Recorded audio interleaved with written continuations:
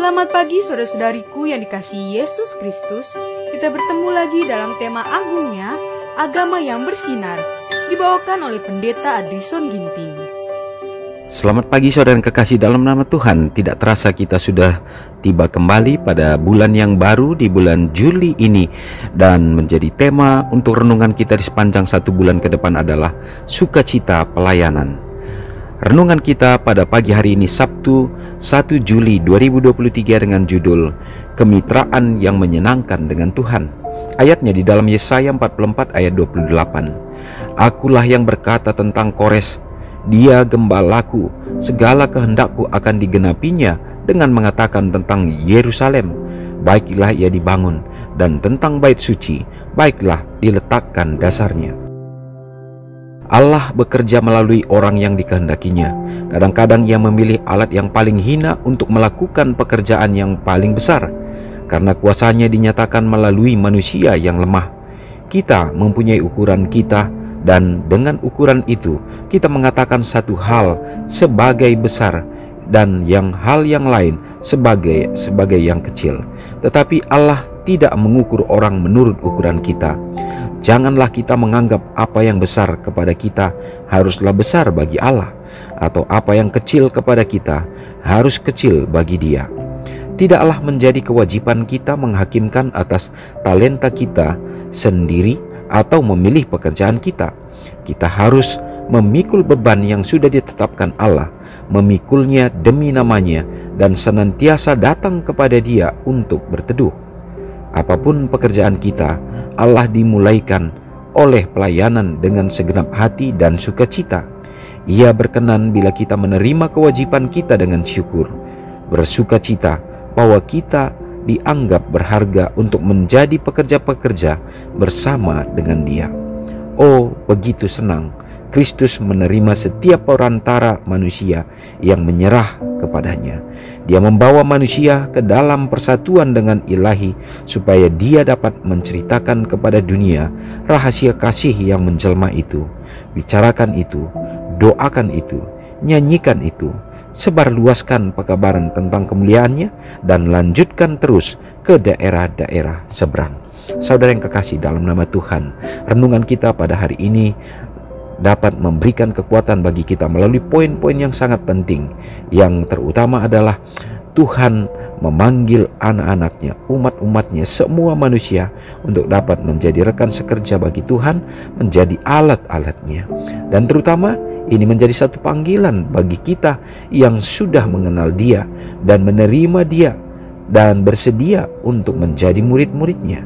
Dan jikalau itu tidak terjadi, oleh karena banyak yang berada di dalam kebenarannya, dekat dengan Tuhan, tetapi tidak menghidupkannya dan tidak memiliki kerinduan untuk dapat dipakai, digunakan oleh Tuhan dan menyerahkan segenap karunia talenta untuk menjadi kemuliaan baginya, Tuhan dapat mempergunakan bahkan orang yang mungkin tidak mengenal Dia sama sekalipun, dan bahkan bukan manusia sekalipun, benda mati pun bisa dipergunakan Tuhan untuk menceritakan akan kemuliaannya. Sama seperti bagaimana Kores Tuhan pergunakan untuk dapat memberikan jalan dalam pembangunan akan Yerusalem, demikian juga bait kudus Allah. Dan bila mana itu yang terjadi bagi umat-umatnya di zaman sekarang ini, maka tentu sedihlah kita sebagai anak-anak yang sudah dipilih, tetapi tidak memenuhi panggilan kita menjadi murid-muridnya. Semoga kasih-Nya menolong kita dan kita berkomitmen untuk dapat menjalankan segenap perintah-perintah Tuhan, sehingga nama Tuhan dipermuliakan melalui hamba-hambanya. Mari kita sama-sama berdoa.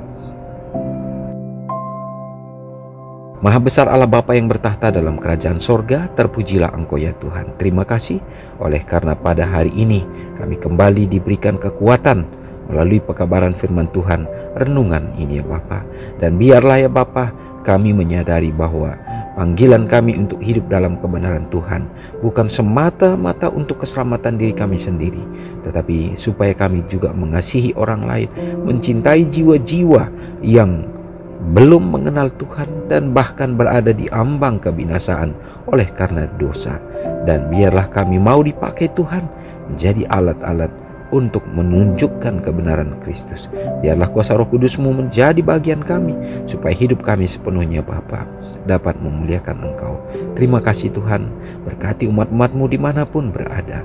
Biarlah kehadiran Tuhan di tengah keluarga akan membawa sukacita, menjadikan keluarga-keluarga umat-umat Tuhan menjadi Eden yang kecil, dapat bercahaya, bersinar, dan bahkan di dalam kehadiran umat-umat-Mu dalam perhimpunan bersama dengan umat-umat yang lainnya dalam gereja dapat menjadi terang yang lebih besar lagi ya Bapa, untuk memasyurkan nama Tuhan, sehingga dapat mempersiapkan jiwa-jiwa menyongsong kedatangan Tuhan. Ya Bapa, berkati dalam segala kebutuhan, dalam segala harapan dan kerinduan. Biarlah kiranya Tuhan akan tuntun sehingga ada sukacita, ada kebahagiaan yang dapat dinikmati oleh umat-umat Tuhan, sembari Bapa menantikan kedatangan-Mu. Umat-umat Tuhan juga dapat menjadi saluran kasih bagi sesama. Pada hari ini hamba-Mu berdoa juga bagi umat Tuhan, anak-anak-Mu yang berada dalam keadaan sakit. Tuhan berikan pemulihan, berikan kesembuhan. Demikian juga ya Bapa, memberkati bagi anak-anak Tuhan yang lemah iman, Tuhan yang akan teguhkan mereka supaya mampu menghadapi tantangan di akhir zaman ini. Bapa di sorga, teringat kepada orang-orang muda Tuhan, anak-anak Tuhan.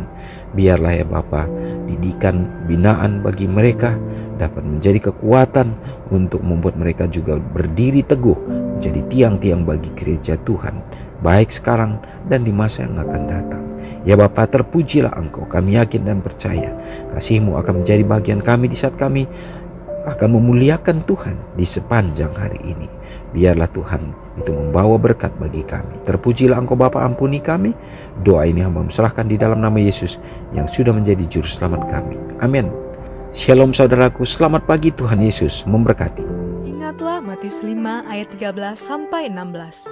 Biarlah kamu menjadi garam yang mengasinkan dan terang yang menyinari kehidupan orang lain. Jangan lupa subscribe, like, dan share ke seluruh dunia.